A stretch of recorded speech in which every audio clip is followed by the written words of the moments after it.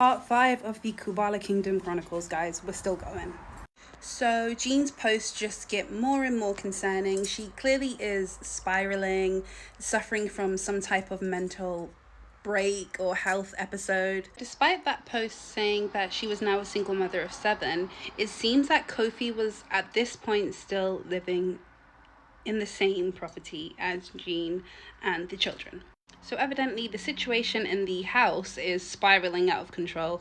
Jean is evidently having some type of mental health breakdown. Nino has broken up with her, and I guess everything just explodes. She gets more and more erratic on her blog posts and on Facebook as well. And eventually Kofi comes out with a statement. I'm actually just going to read the statement from Kofi because it's absolutely bonkers considering the man. It's bonkers. So he says, "It is with regret I announce my separation from Jean Gasho. I cannot at this stage continue to be with her. She believes she is now possessed with the spirit of her deceased father. I've witnessed disturbing behavior over the last weekend, particularly during the Sabbath day, where I saw her using African things to consult the dead, doing rituals in my house, speaking in a voice that was identical to that of her late father, claiming that Zimbabwe is about to burn. She claims her father was murdered by her younger brother. Her father clearly died of COVID. I do not believe in consultation of the dead. I worship the God of Israel. I am a Jew of the house of David. Spirit mediums are banned in Israel. I believe Jean is suffering from grief of her father, probably depressed, but now it's out of my hands. I did try to get her the help she desperately needs. She declined. I have children with Jean, and right now they are my priority. I hope her family reach out to her about getting her the help she needs. I did love her very much, but it was not meant to be. I ask the people of Zimbabwe not to encourage her writing. She's not herself. Jean has no friends and alienates herself from everyone, claiming everyone is out to get her. I ask Zimbabweans especially to respect my privacy and let me focus. I believe it says focus on my children or my family or something like that. So I've not really mentioned anything too deep about Jean's children. As we know, she has about 2 or 3 of them, which are her and Nino's, but the rest of them were her ex-husbands, and then I believe that one of them was for a different guy as well. However, her oldest child was a girl.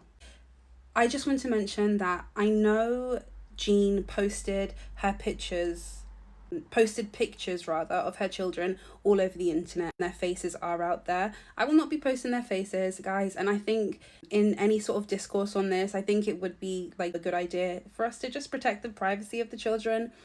So I know I have seen a few people post pictures that they found in the comments. Guys, I'll just delete it. Just cover their faces and post it if you have to. Jean's eldest child is a girl. She has made a few blog posts about her. She calls her very beautiful, very charming, very intelligent young lady.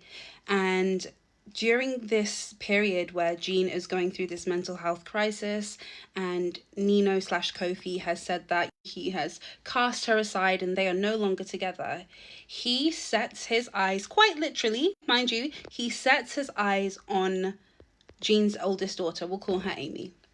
Now, Kofi/Nino, he begins to post pictures of him and Amy in strange situations. He was posting her sitting in his lap, posting out with her in public in the park.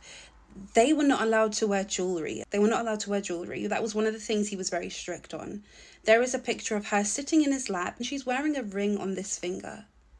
She was 17. She was 17 years old. And this is all happening in the same house as where Jean is. It's completely inappropriate and it's weird and it's a genuine cause for concern. Jean, meanwhile, is spiraling. She then completely changes her tune. She is Nino. She is begging for him to come back. She is apologizing. She is groveling all over social media, begging for this man to come back. This was also when they started going live on Facebook a lot. It was just hours and hours of really bizarre behavior in the household. Jean began to wear the clothes that are similar to what we see her wearing now. She began to paint her face with loads of paint. I believe she was in a state of mourning, she called it. She was mourning and grieving, I guess, very publicly. It was very jarring. It really was. And it was concerning to know that there were children in the background. That was the scary thing, because some of the emotions that she would be displaying would be so intense. It's just to know that there are young children. It was horrifying. So in this state, Jean actually spills a lot of her own tea. She tells us a lot about what was going on in the previous years. So you guys remember Shulamite. It turns out that Shulamite was Nino's first wife from Ghana, who he married in a traditional church setting. He then uses Jean to come to the UK, and then he pitches Shulamite to Jean as his second wife. Jean tells us that Nino used to hit her. She says that when she was pregnant with the first child she had for him, he beat her so badly that she had to call the emergency services and that she held it in. She talks about how he came and made her lose her council home, which then dropped them in that lifestyle of living Airbnb to Airbnb to Airbnb to Airbnb. She tells us how she was sending money, all of her benefits, back to his family in Ghana. And then I suppose as a result of the pushback he gets, quite literally overnight, Nino slash Kofi, remember how before he was very much against Jean's way of, as he called it, her African ways. Quite literally overnight, he decides, actually, no, I'm down with this. Let's get crazy. Let's do this madness. Me and you together.